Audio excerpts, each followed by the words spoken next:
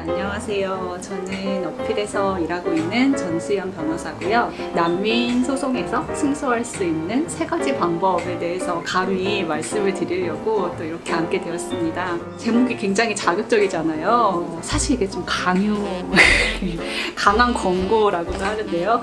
제가 어필에서 일을 시작한 거는 15년 5월부터인데요. 이제 한 4년 정도가 되어가고 있는데 승소에 대해서 감히 말할 수 있나, 그런 위치가 되나 라고 해서 참 많이 부끄러웠는데 또 동시에 생각을 해보니까 난민 사건을 맡아본 변호사들이 그렇게 많지 않을 수 있겠다 싶었고, 제가 길지 않은 시간 동안 난민 소송을 수행을 하면서 느꼈던 점들을 좀 허심탄회하게 말씀드려보고 싶다라고 생각을 해서 이 영상을 찍게 되었습니다. 첫 번째 요건은 의뢰인의 말을 꼼꼼히 듣고 또 궁금한 것은 그때그때 질문하기입니다.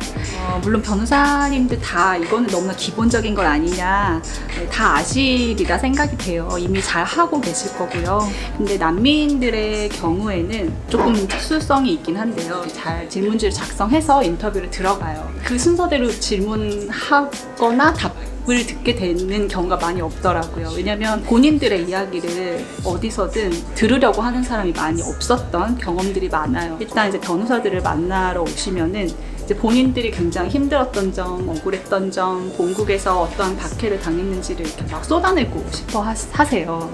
그래서 항상 그런 시간을 드리게 되는 것 같아요. 그분들에게 그런 감정들, 억울했던 감정들, 이제 억눌리고 답답했던 감정들을 좀 이렇게 터뜨리고 쏟아부을 수 있는 그런 기회를 좀 드리고, 그렇게 해야 그 다음에 좀 더 마음이 안정되고 나면은 제가 궁금했던 부분들, 소송에서 필요한 정보들을 질문하기에 좋은 마음 상태가 되어 가는 것 같아요. 네. 그 다음 두 번째는 궁금한 것을 질문하는 것인데, 그러니까 난민들이 보통 뭐 아랍어나 뭐 프랑스어 등등의 이제 우리가 좀 익숙치 않은 외국어를 많이 사용하기 때문에 궁금한 사실들을 그때그때 확인할 수 없는 경우가 많잖아요. 근데 또 시간에 쫓겨서 서면 쓰거나 하다 보면은 변호사들의 추측으로 좀 이렇게 연결고를 만들어 쓰는 경우가 있는데요.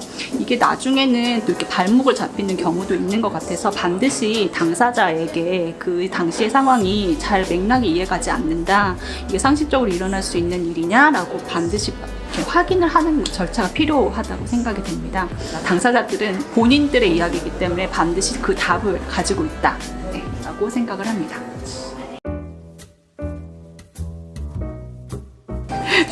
두 번째 요건은요, 당사자의 진술을 법정 안에 있는 재판장과 또 상대 측의 피고에게도 같이 좀 들을 수 있는 기회를 마련하는 것이 좋겠다라는 것이 제가 생각하는 두 번째 요건이에요. 재판장에게 직접 이 분이 말씀하신 이 말투나 행동 그리고 표정, 이런 것들을 직접 볼 수 있는 기회를 드리면서 얼마나 원고가 진정성이 있고 또 진술이 일관되고 있는지, 그리고 그때 당시에 뭐 본국에서 받았던 박해 상황이 얼마나 처참했는지, 난민으로서 한국에서 살아가는 것이 얼마나 좀 녹록지 않은지 등등을 이분의 난민 사건, 난민에 관련한 요건들을 좀 전반적으로 표출해낼 수 있는 좋은 기회라고 생각이 돼요. 그래서 그걸 또 이렇게 전략상 잘 판단을 해야 하는 게, 원고가 다른 사람 앞에서 좀 말을 조리 있게 하지 못하는 타입이라거나, 아니면 이제 어디 이제 이런 공식적인 자리에만 가면 머릿속이 하얘져가지고 이제 전혀 막 사실이 아닌 말들을 이렇게 본인의 생각과 전혀 이렇게 일치하지 않는 말들을 내뱉는 경우도 가끔씩 있으셨거든요.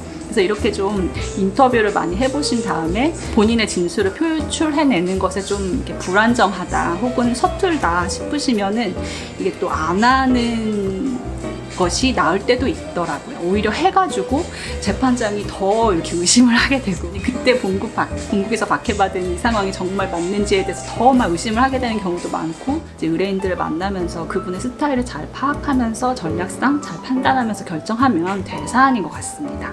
그렇지만은 원고가 이렇게 잘 말씀을 할 수 있는, 표출을 해낼 수 있는 능력을 갖고 계시면은 되도록이면은 당사자 신문은 하는 게 좋다라고 생각을 합니다. 커피 한 잔 마셔요.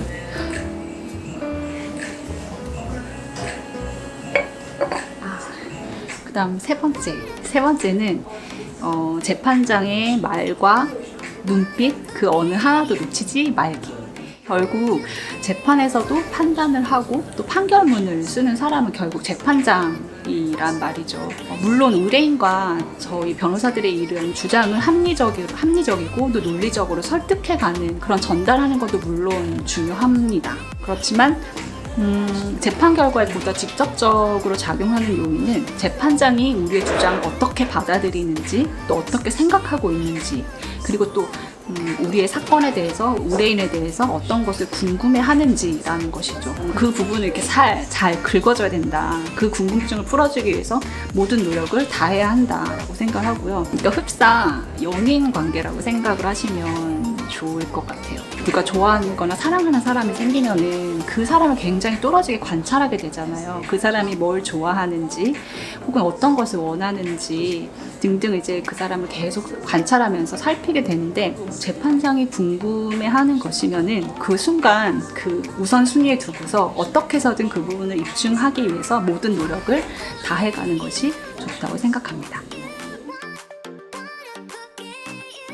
마지막으로 이거는 요건까지는 아닌데요. 좋은 재판부다. 결국은 승소를 하려면은 좋은 재판부를 만나는 게 가장 그러려면은 운도 좋아야 되고 운이 좋으려면은 기도밖에 이게 답이 없는가 이런 말도 사실 저희 변호사들끼리 많이 하는데 이게 너무 허무한 이제 요건이고 끝일 수 있지만 모든 노력을 쏟아부어도 안 되는 거는 정말 안 되잖아요. 안 되는 경우들이 많고 결국 우리의 입장을 좀 찰떡같이 알아차려주는 재판부를 만나면 정말 운이 좋은 것이고 예전에 고등법원 사건이었나 갔는데 정말 제 쪽은 한 번도 쳐다보지를 않으시더라고요. 어떤 질문도 하지 않으시고 그냥 일의 길로 이렇게 종결이 난 경우도 많이 있는데 그런 걸 생각하면은 정말 질문 한두 가지라도 해주시면 그렇게 감사하더라고요. 저는 특히 난민 사건의 경우에는 잘 모르시는 낯선 분야이기도 하고 그렇기 때문에 재판장님이 뭔가 관심을 가져주시면서 궁금한 점을 이것저것 질문을 해주시면 그런 재판부를 만나면 그나마 정말 다행인 거거든요. 이게 허무한 끝일 수도 있지만 실제로 무시할 수 없고 때론 결정적인 요건으로 작용하기 때문에 결국에는 이제 난민 사건을 하면서는 좀 겸손하게 되는 것 같아요. 이렇게 모든 것을 다 쏟아부어도 패소를 하는 경우들이 또 일상적이고 대다수기 때문에 그래서 승소를 해도 이게 정말 내가 열심히 해서 된 거지 막 이런 느낌보다는 정말 좋은 재판부 만났구나 정말 행운이고 이거는 정말 하늘이 도왔다 이렇게 생각이 되는 것 같습니다. 그래서 여기까지 제가 이제 드리고 싶은 말씀을 한번 나눠봤고요. 네, 어떻게 보셨는지 궁금한데요. 나는 더 좋은 방법을 알고 있다. 이러신 분들은 댓글로 달아주셔도 너무 좋고요. 혹은 궁금하신 점 있으면 언제든 저희 채널에 이 영상 밑에 댓글로 달아주시면 저희가 또 친절하게 답변도 달아드릴게요. 네, 아직까지 저희 채널 구독하지 않으신 분 있으면 구독도 해주시고요. 좋아요도 많이 눌러주세요. 다음 영상에서 또 봬요. 안녕. 안녕.